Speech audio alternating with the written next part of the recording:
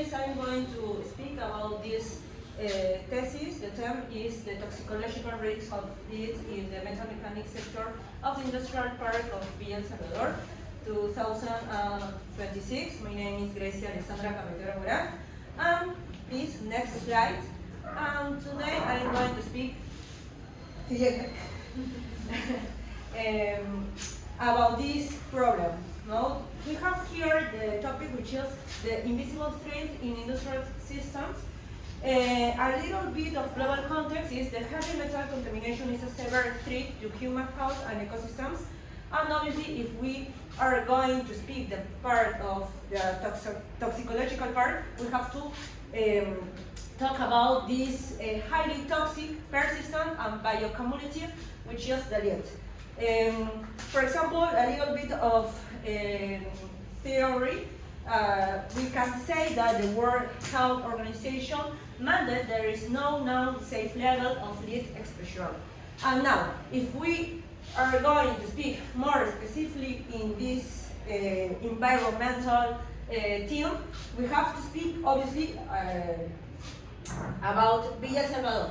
Here we have the industrial park of Villa El Salvador, and the catalyst is the intensive metal mechanic activities involving the manipulation and processing of metal. And obviously the threat is the generation of toxic dust, fumes, and solid waste that disperse into the soil, creating direct exposure pathways for workers and nearby residents. Next, siguiente por favor.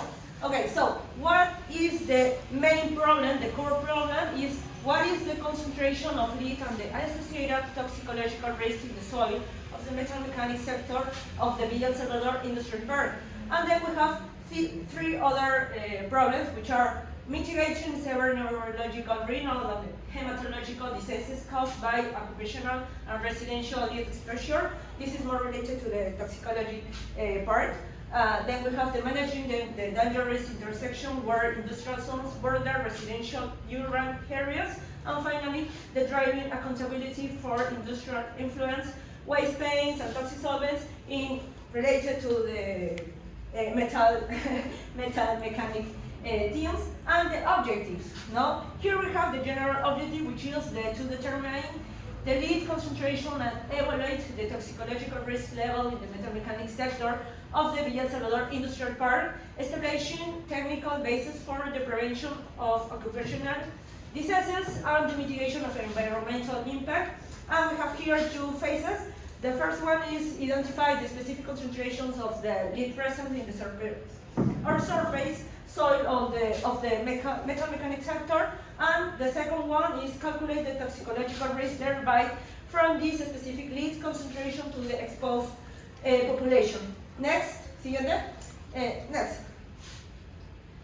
Well, the toxicological part here is about the toxicocinetic and toxicodynamics, which here we have three pathways, no? The inhalation, ingestion, and the dermal content. And the target systems, which are neurological, hematological, renal, for example, the kidney damage, the blood disorders, and the cognitive deficits. Next, siguiente.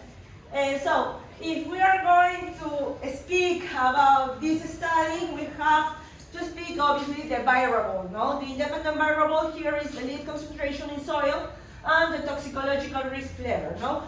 Here we are going to measure the biohazard index and the margin of exposure. Next. And the methodological specification, this study is non-experimental.